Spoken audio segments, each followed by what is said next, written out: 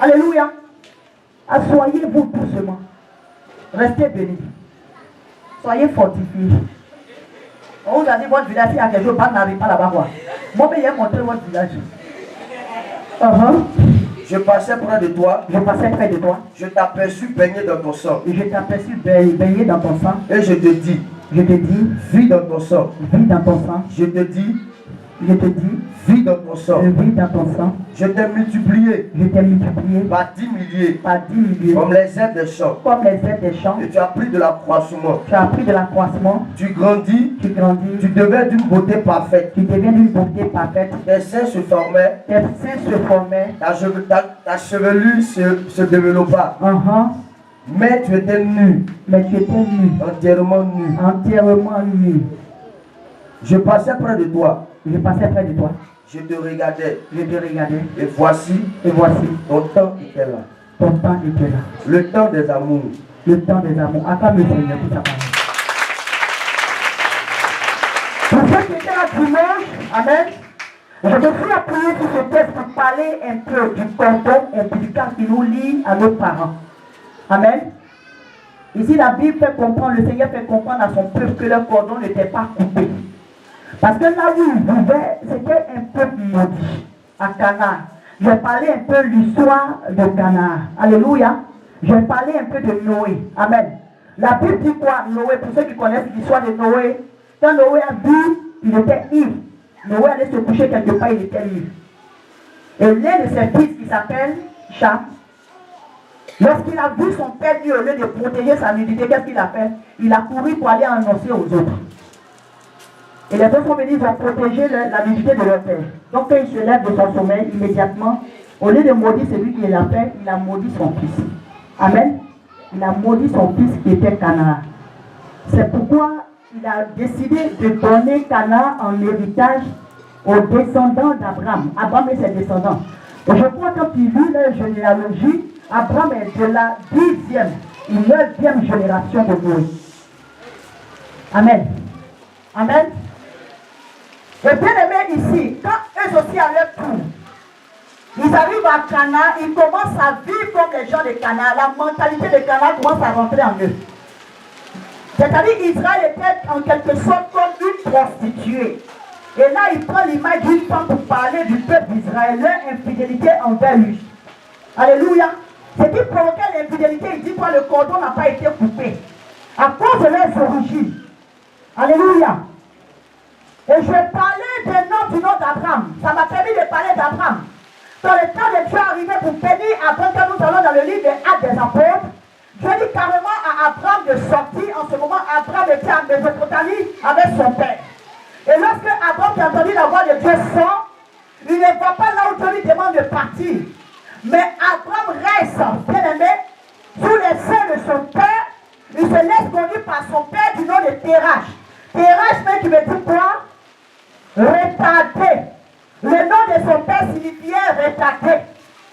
Et pendant qu'Abraham était attaché à Terach, Abraham ne pouvait pas aller, bien aimé, à Canaan. Terach va décider de rester à où? À Charan, avec son fils Abraham.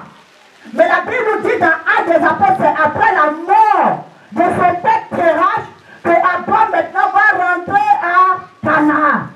C'est après toutes ces choses qu'il est rentré dans sa bénédiction. Amen. Et ici je dis quoi? Parce que le cordon n'était pas coupé. Donc ce que le père vivait, Abraham vivait. Les défauts de son père étaient aussi en lui parce que le père était idolâtre. C'est quoi Dieu voulait le faire sortir? Pour qu'il quitte sous l'influence des esprits que son père a donné pour qu'il puisse le payer. Mais lui, il n'a pas compris. Donc, il a fallu d'abord la mort de son père. Et beaucoup de chrétiens ont ce problème. Beaucoup de chrétiens ont ce problème. Ils sont à l'église, mais le cordon n'est pas coupé. Donc, tu vas voir dans leur vie tout ce que les parents ont vécu. Ils vivent la même chose. Alléluia. Le père a connu que le succès, l'enfant va connaître que le succès. Le père a connu la réussite, l'enfant connaîtra la réussite. Bien aimé. On peut appeler ça héritage maléfique. Amen. Est-ce que quelqu'un me comprend? Amen. Si tu me comprends, dis Amen. Amen. Alléluia. Et j'ai pris un peu les hommes de certaines régions, j'ai touché un peu les guerriers, j'ai touché les baoulés. J'ai touché aussi les pétés et puis qui encore? Je vois les adultes, les sénitaux et puis les ouvriers. Pour ceux qui n'étaient pas là, je vais vous faire le résumé. Alléluia. Voilà. Quand j'ai touché les pétés, je dis c'est difficile pour les femmes pétées de se marier. Pourquoi? Parce que chez nous on adore le dragon. Et comme le cordon n'est pas coupé, tout ce qui sort de leur pluie, ça fait mal. Quand tu es pâle, ça fait mal, ça pique. Ça fait que chez eux, le mariage est difficile. Est-ce que quelqu'un me comprend? Et j'ai pris le cas d'un Baoulé. À cause de ce que Abraham beaucoup a fait, lorsque les Baoulés devaient rentrer en Côte d'Ivoire, la Bible dit qu'Abraham beaucoup a vu l'eau. Pour pouvoir traverser l'eau, il fallait qu'elle sacrifie son fils. Et lorsqu'elle a jeté l'enfant dans l'eau, elle a jeté son propre fils dans l'eau, les hippopotames sont sortis et les Baoulés sont passés dessus pour traverser. Ça fait que quand nous regardons les femmes Baoulés, souvent elles ont problème d'enfantement. Et il y a l'esprit de sang qui les menace beaucoup leur mariage. C'est difficile chez elles aussi de se marier. Je suis monté un peu vers les peuples la Guinée, j'ai pris les adultes où les femmes me priaient. C'est des personnes qui sont dépensières. Elles aiment beaucoup dépenser, elles aiment les grandes choses. Donc ça fait aussi que le mariage est difficile. Et puis elles aiment commander. Est-ce que quelqu'un me comprend? Alléluia. Le maman Yako, il reste un peu. On va partir là-bas. Alléluia. Bien, quand j'ai pris les Sénoufos, tous ceux qui sont Sénoufos, quand tu entends un nom du Nord, c'est difficile, c'est rare de les voir travailler dans l'administration, bien aimé. Parce que les gens le connaissent, ça coule en eux. Je suis parti dans Jérémie chapitre 35, qui me parle des récapitulations. Les gens de la Bible, dans le livre de Jérémie, on les présente comme des nomades. Donc ils n'étaient pas appelés à avoir des réalisations. Ils ne pouvaient pas bâtir de maisons. Ils ne pouvaient pas avoir de vie, tenter de vie. Alors que quand on parle de vie, ça parle de vie que nous avons le vin. Et le vin aussi, ça parle de la joie. Donc leur joie là, c'est pas pour longtemps. Parce qu'ils sont nomades. Donc c'est pourquoi ils sont obligés de faire des sacrifices humains, certaines choses, pour pouvoir survivre.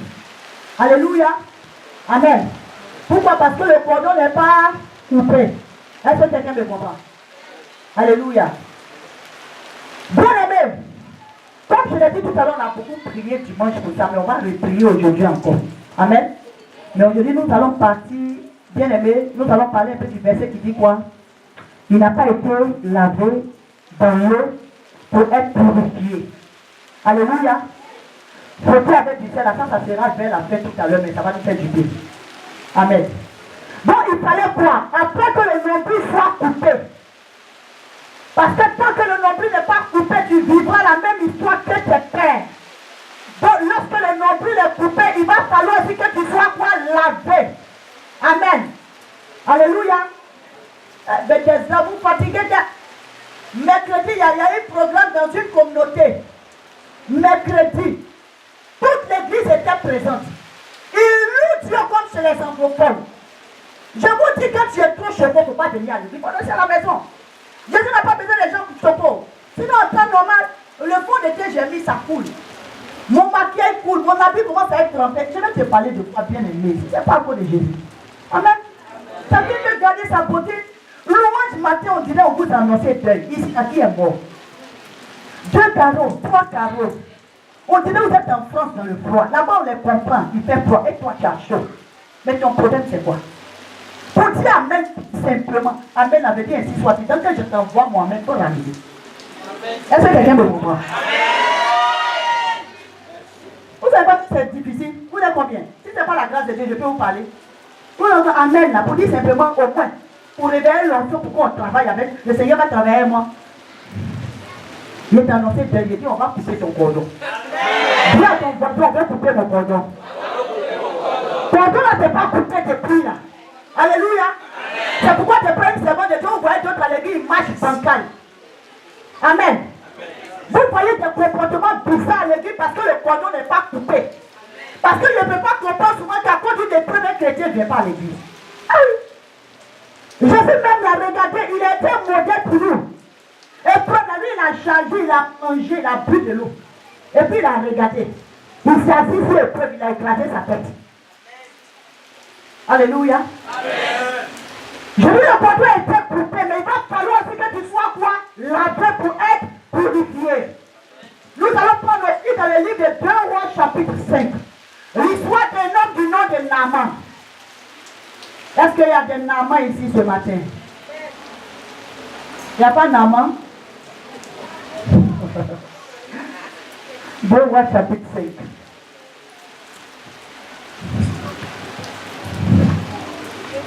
Eric Niali, je te décharge de ton fardeau, tiens-toi debout. Acclamez le Seigneur pour l'encourager. Amen.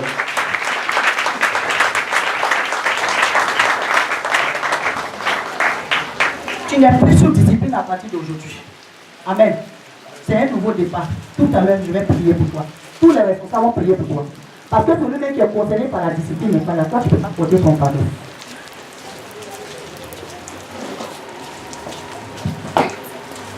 Où est-ce que là, j'ai changé, mais ils ont enlevé plein de sentiments là, j'ai jeté. C'est plein de secteurs que j'ai. Je vais choquer tout le monde. Tous les responsables, vous m'attendez, vous me demandez les raisons, je vais vous donner les raisons. La sincérité n'existe pas trop dans cette communauté. Moi, je vais commencer à travailler moi-même comme s'il n'y a personne. Oui. 2 Rois 5. 2 Rois chapitre 5. Naaman, chef de l'armée du roi de Syrie, Oui. jouissait de la faveur de son maître et d'une grande considération. Il jouissait de la faveur de son maître et d'une grande considération. Car c'était par lui que l'Éternel avait délivré les Syriens. Mais cet homme fort et vaillant était lépreux. Dis à ton voisin, il était lépreux. Or, les Syriens étaient sortis par troupes. Mon petit papa, quand tu prends le verset 1 à 4, tu prends 9 à 10 et tu prends le verset 14, c'est long. Naaman vint avec ses chevaux et son char. Et il s'arrêta à la porte de la maison d'Élisée. Élisée lui fit dire par un messager, va et lave-toi 7 fois dans le Jourdain, ta chair deviendra saine. Il dit tout va et lave-toi 7 fois dans le Jourdain, ta chair deviendra pure. Amen. Amen. Verset 14. Oui. Il descendit alors et se plongea 7 fois dans le Jourdain. Il descendait alors et se plongea 7 fois dans le Jourdain. Selon la parole de l'homme de Dieu. Selon la parole de l'homme de Dieu. Et sa chair devint comme la chair d'un jeune enfant. Et sa chair devient comme la chair d'un jeune enfant. Parole de Dieu. Et il fut pur. On s'assoit. Que la parole de Dieu soit bénie. Alléluia. La Bible nous dit quoi? Naaman. Amen. Le Syrien. Quand la Bible nous présente Naaman, bien aimé, on nous met un chef. On dit qu'il était chef de l'armée. C'est-à-dire qu'il était le commandant suprême de l'armée de la Syrie. En plus de cela, on dit quoi? Il était très estimé par son souverain, c'est-à-dire par son autorité même là. Le roi même là aimait très bien Naaman. Alléluia. Amen. Amen. À cause de quoi? Les victoires qu'il remportait. Donc la Bible nous présente Naaman encore comme un vaillant héros. Dis amen très fort. Amen. Alléluia. Amen. Il était un vaillant héros. Et Naaman était un homme digne. Mais bien aimé, Naaman avait un problème sérieux. La Bible dit Naaman avait une lèpre. Donc malgré les honneurs qu'il recevait, malgré tout ce qu'il pouvait avoir comme bien, il y avait un hic dans sa vie. C'était la lèpre. Alléluia. Et la Bible nous dit un jour, qu'est-ce qui va se passer? Il va rencontrer une jeune fille qui vivait chez lui à la maison. Il va lui montrer le chemin de sa guérison. Va vers le prophète Élisée. Quand tu vas aller, il va te donner la direction à suivre pour que tu sois délivré. La Bible dit lorsque Naaman arrive, parce qu'il était détenteur d'une lettre diplomatique. Donc Naaman ne voulait même pas se soumettre à l'ordre même de l'homme de Dieu. On dit, il faut plonger. Il dit, mais il y a la palpa chez moi. Chez moi là, il y a un fleuve. Pourquoi je vais venir ici? On me dit, il faut plonger. Mais heureusement pour Naaman qu'il y avait des serviteurs qui étaient avec lui, qui avaient l'esprit de Dieu en lui, qui étaient sages. Donc c'est eux qui ont dit, mais ce qu'on te demande là, l'humiliation que tu vis, épreuve que tu vis sur ton boubou là, ton habit de commandant là, avec tous les garants, ce qui est en bas là, il faut regarder. Et puis va plonge-toi, ça fait quoi? La Bible dit lorsque Naaman va au pays, lorsque Naaman s'est jeté à l'eau 7 fois, Naaman a été purifié. Alléluia. Il a été purifié. Ce matin, bien aimé, je t'ai dit, on a parlé du cordon qui a été coupé. Pour que nous soyons aussi délivrés. Parce que chacun de vous a un problème. Alléluia. Tu peux être marié et puis il y a un problème. Tu peux voyager dans toutes les nations et puis il y a un problème. Tu peux être béni financièrement et puis tu as un problème. Il y a quelque chose qui te ronge.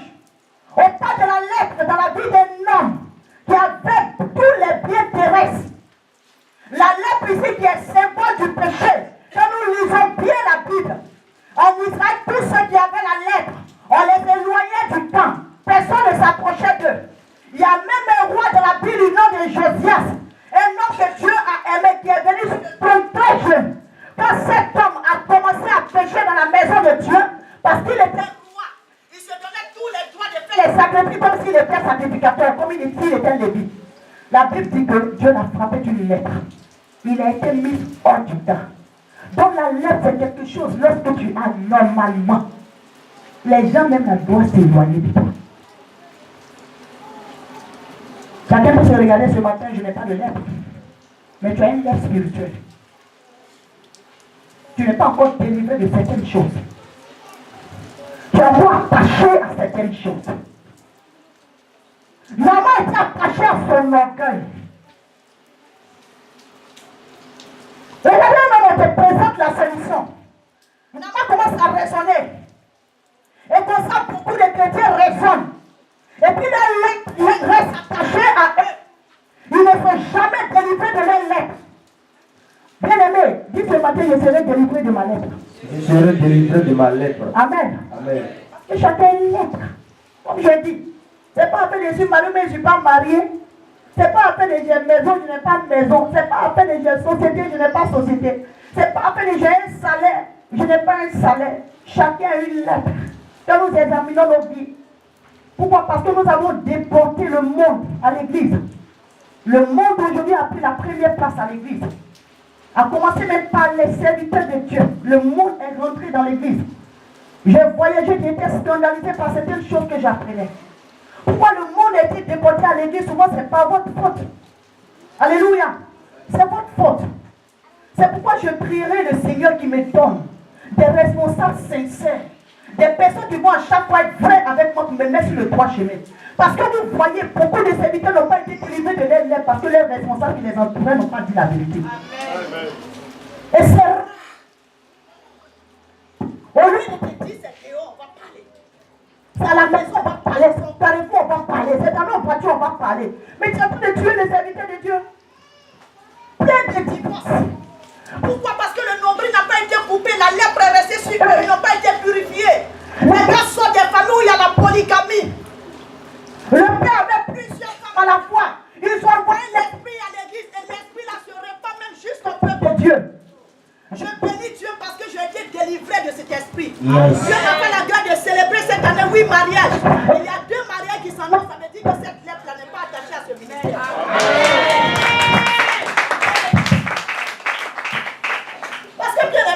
Les gens peuvent raisonner.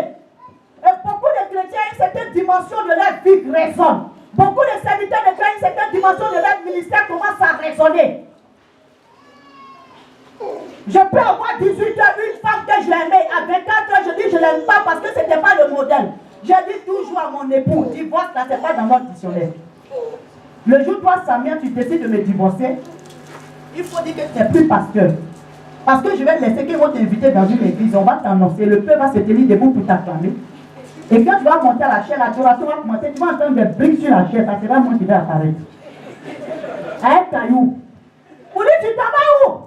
Tu t'en vas prêcher quoi? Mais tu m'as laissé à tous les enfants, puis on va partir à la maison. Ils vont nous mettre dans les genoux là. Tu vas voir, ça va servir des gens aux autres pasteurs. Alléluia. Et aujourd'hui, la lèpre a pris l'église. Si vous voyez les jeunes pasteurs que Dieu a appelés qui étaient points, qui sont obligés d'aller au tombeau au pénis à cause de votre méchanceté. Pourquoi? Parce que les gens veulent se retrouver dans les endroits où il y a un miracle rapide. L'homme de Dieu va leur demander pardon pour payer la dîme. nombril n'a pas été coupé, l'amour de l'argent est devenu une lèpre pour eux. La Bible dit, à un moment donné de l'histoire d'un homme du nom d'Abraham, il a demandé la bénédiction pendant combien d'années? 25 ans. Quand Dieu va donner la bénédiction à Abraham, le même Dieu dans Genèse chapitre 22 va dire à Abraham, donne-moi ton fils unique. Quand Abraham commence à marcher avec son enfant, Isaac se rend compte que les serviteurs sont restés. Isaac se rend compte que le bois là, son papa a chargé. Il a le couteau, il y a le feu, mais il n'y a pas d'animal. L'enfant s'arrête et puis il parle à son père. Où est l'animal? Où est le sacrifice? Son père dit, allons, nous allons revenir. La foi de cet homme, parce qu'il était prêt pour se sacrifier pour le Seigneur, Dieu a donné, bien aimé, un bélier à la place d'Isaac qu'il a déposé sur l'autel. Aujourd'hui, beaucoup écoutent la voix du sacrifice. C'est l'argent qui les quitte dans leur poche. Hein? Tu t'en vas où? On parle d'offrande, tu te lèves. On parle de victoire, tu te lèves. Petit argent qu'on a eu là. Mais pourquoi tu ne mens pas? On dit que tu n'as pas d'argent. Tu as oublié de donner ton argent. Tu as trop fait pour ne pas donner. Donc il va se lever là. L'argent électrique, il se lève dans l'argent électrique. Il faut mentir à maman Samia. Vous dites que tu n'as rien, va te faire quoi? Est-ce que c'est son argent même? Tout le monde me met souvent, mais c'est l'insolence. Quand on se tient devant moi, ça ne va pas. Moi, je t'ai vu dans songe.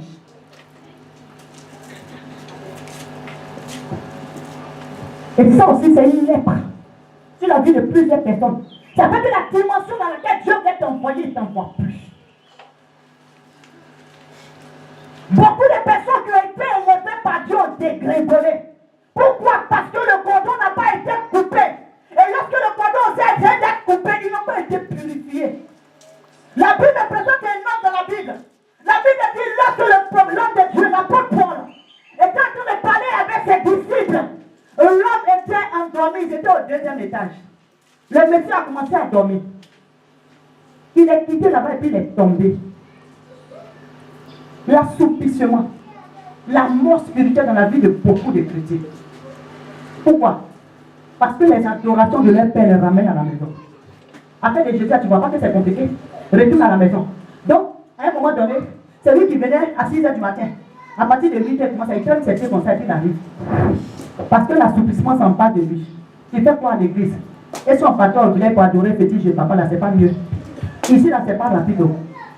On va te dire de tuer mon père et puis c'est fini. Tu fais quoi devant la petite fille là? La lourdeur attrape ses pieds. La femme qui arrivait à 6h. Le monsieur qui arrivait à 8h. Ses pieds sont liés. Et l'esprit de cette terre le ramène. Donc il commence à rentrer dans le raisonnement. Il a la lèpre.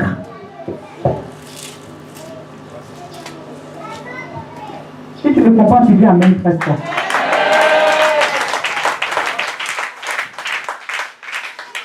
Alléluia. Et ça fatigue l'église. Quand nous lisons la Bible, le Seigneur Jésus lui-même en chair et en os, il était là lorsque l'esprit de famille a commencé à réclamer l'un de ses disciples. Il dit, Pierre, Satan t'a réclamé. J'ai prié pour toi. Donc si Pierre qui était disciple de Jésus, et Pierre était l'un des disciples que Jésus aimait Pierre. C'est Pierre qui a vu la crise de Jésus. Si Satan a pu réclamer Pierre et toi, les hôtels de famille tous les jours vont te réclamer. Parce qu'il y a des gens qui veillent sur l'hôtel. Les gens qui décident pour toi, les gens qui te portent. On a décidé qu'à moins ne se marie pas. À moins commence à aller à l'église, à lui de nous échapper. Ramener à moi à la maison. Le raisonnement commence à venir en toi. Toi-même, tu ne sais pas. Tu vas commencer à dire où il n'y a pas de problème, il y a problème. Ce qui peut-être te fait mal avant, là, ça commence à te faire mal. La servante de Dieu qui était bien, toi, là, tu commences à voir tous ses défauts. C'est comme ça fait. Alléluia, vous n'avez pas remarqué. Tu as couché avec le raisonnement, tiens.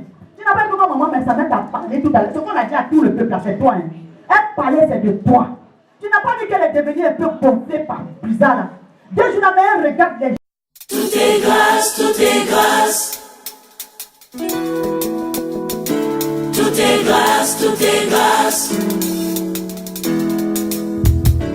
Tout est grâce, tout est grâce. Na oyo sonza basali la bato na mokili. Tout est grâce, tout est grâce. Jamais moto ya wuta na don Amerita eloko. Tout est grâce, tout est grâce. Valeur a oyo nzamba sala et soma makate na mbongo. Tout est grâce, tout est grâce. Bongolela biso ekuke kino na kembo. Tout est grâce, tout est grâce. Ata eloko ya ofele sengaka critère. Tout est grâce, tout est grâce. Sokozio invitation à mokonzi olatela mba ya fetier. Tout est